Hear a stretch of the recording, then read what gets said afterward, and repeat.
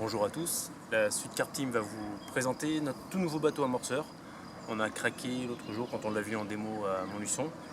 Donc on l'a acheté au magasin Carp Story qui se trouve à Saint-Macaire, où vous trouverez deux super mecs, Nicolas et FX, qui sont vraiment très sympas. Et donc on a commandé là-bas, reçu très rapidement, nickel, tout était nickel. Donc qu'est-ce qu'on a pris? Donc c'est le tout nouveau Max Boat de chez Anatech, sorti cette année, avec le sondeur ALF 500 et la télécommande d'Evo 7. Qu'est-ce qu'il y a de spécial dans ce bateau? La première chose, à l'intérieur, on va vous présenter un petit peu. Vous avez donc les deux batteries qui sont super légères de chaque côté.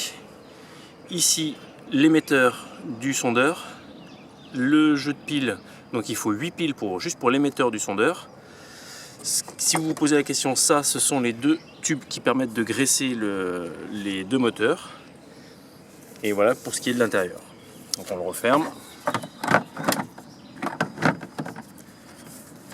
délicatement.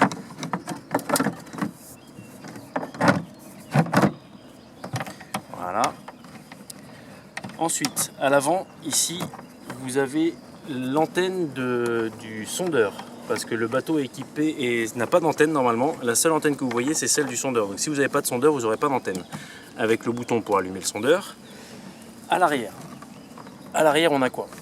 On a le bouton pour allumer le bateau et le bouton pour allumer les lumières et le cadran pour la tension des batteries. À savoir qu'il ne s'allume que lorsque les lumières sont allumées. Il est toujours éteint, sinon pour voir la tension de vos batteries, il faut allumer les lumières. On a 2 diodes rouges à l'arrière et 6 diodes blanches à l'avant. Et de nuit, je peux vous dire que ça éclaire très très bien, on le voit très très loin. On va vous faire voir maintenant l'allumage. Première chose, sur la télécommande, on allume la télécommande.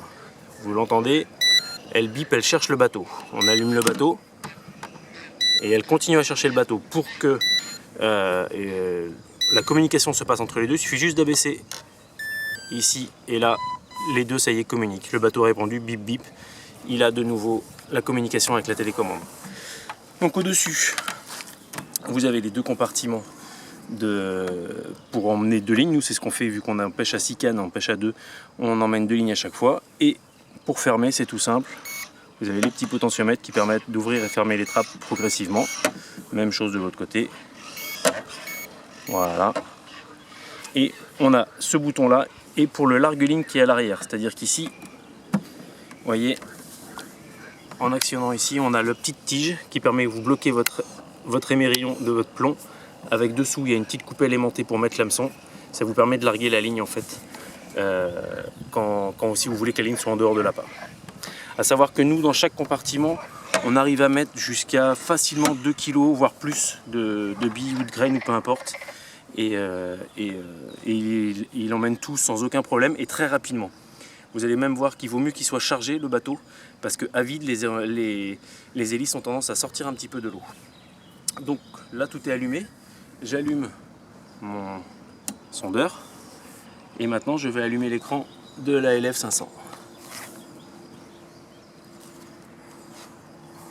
Sur l'écran de la ALF 500, vous avez les 11,7 volts que vous voyez, c'est la tension des piles du sondeur. À savoir que dans l'écran du sondeur, il y a aussi 8 piles.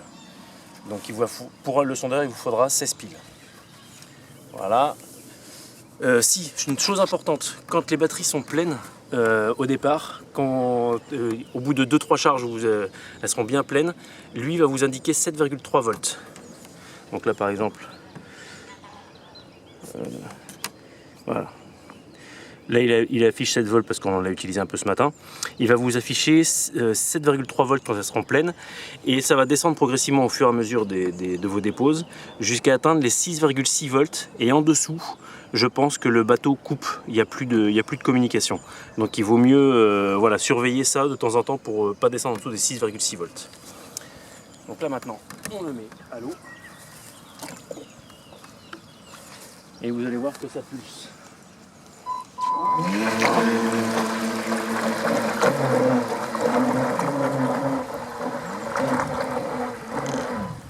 Le bateau peut tourner sur lui-même.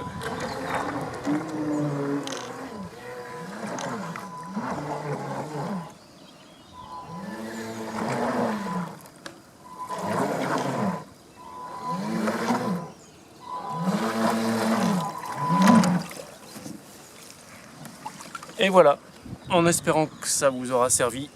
Nous, ça nous aura bien servi en tout cas d'avoir des infos sur le forum Anatech, sur YouTube aussi.